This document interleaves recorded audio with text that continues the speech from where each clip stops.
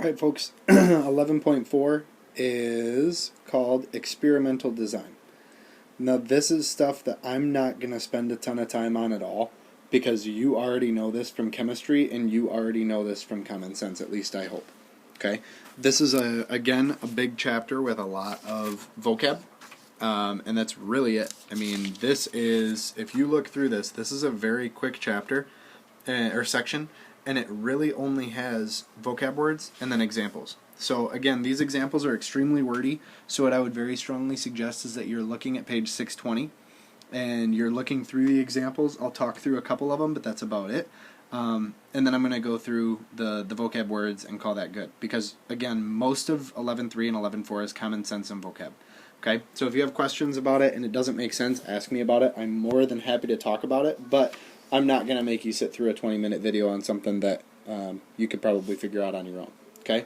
So the first one is called a controlled experiment.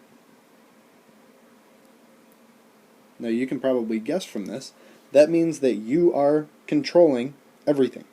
Okay? So you're controlling everything for this. Okay? So one of those things is a control group. Man, handwriting is struggling. One of those things is a control group where you don't do anything. You don't give them a variable. It's nothing. It's just an ordinary condition. You don't do anything. So you change nothing about it. The other one is called the treatment group. And this is the one where you involve the variable. So that is the group that is subject to whatever the treatment is. Okay? So you have two different groups in a controlled experiment. You have your control group and you have the treatment group. Control is what you don't do anything with, you just watch them, and the treatment group is the one that you actually give the treatment to. Pretty straightforward. Okay?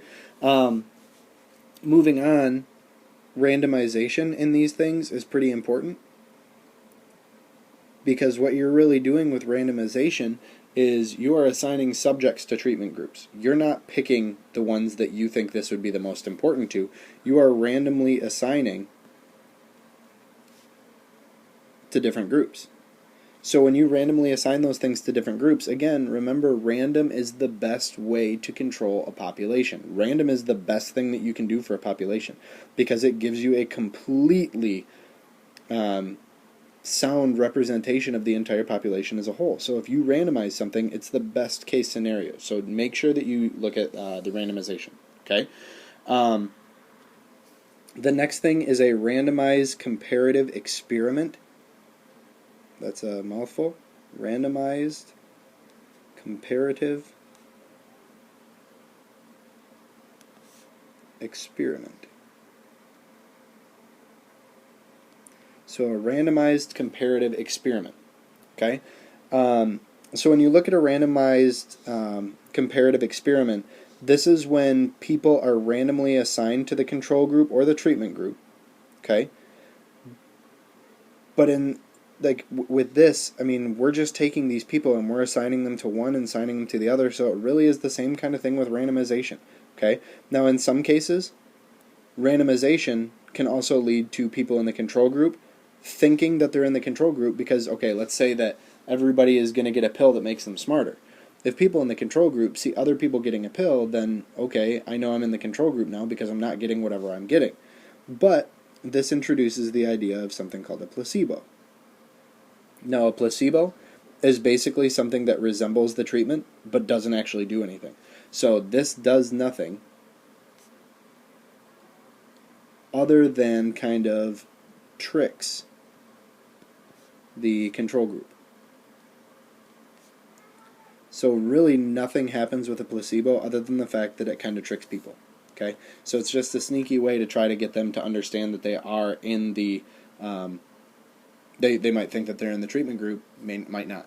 There are a couple of really interesting studies about placebos and things where people will take a Tic Tac and all of a sudden think that they are hallucinating.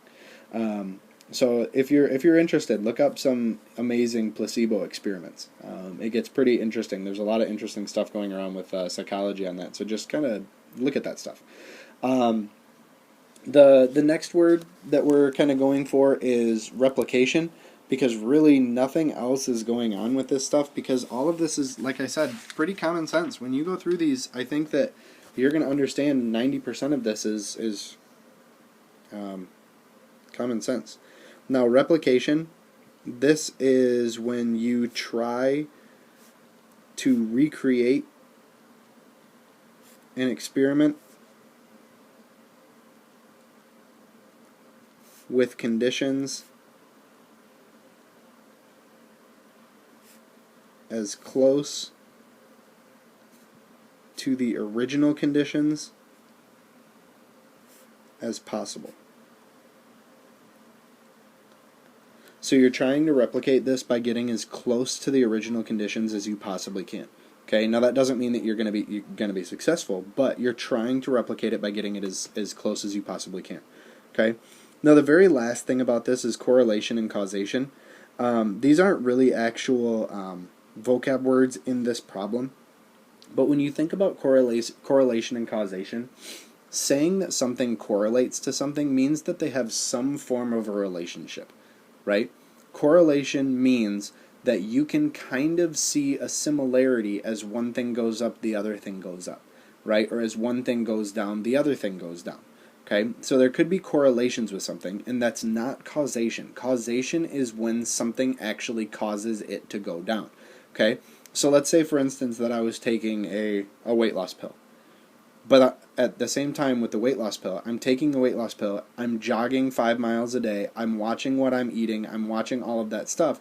Could we then say that the weight loss pill is the cause of me losing the weight, or is it the fact that I'm eating right and I'm jogging 5 miles a day? Is that correlation or is that causation? Now, if I didn't change my lifestyle at all, ate 5,000 calories, never went on a run, took a weight loss pill, and then started losing 40 pounds, then boom, there's causation. The reason that I've lost weight is because of that pill. It's not because of something else that I've done. So, just kind of keep in mind, correlation and causation are not the same thing. Correlation means that two things have a very similar, as one goes up, the other goes up, or as one goes down, the other goes down. But causation specifically means that one thing forced the other thing to go down in that situation. Okay? So again, I kept this one under 10 minutes. I'm very glad about that. If you have questions, ask me about them. But I'm really hoping that this is just going to be one of those things that you can kind of figure out what's going on with this. If you have questions, let me know. Check out a couple of the problems in the book. Check out a couple of problems on the worksheet. Make sure that you understand the differences between all these things, and we should be all good. Okay? 2 more. We're almost done. Hang in there.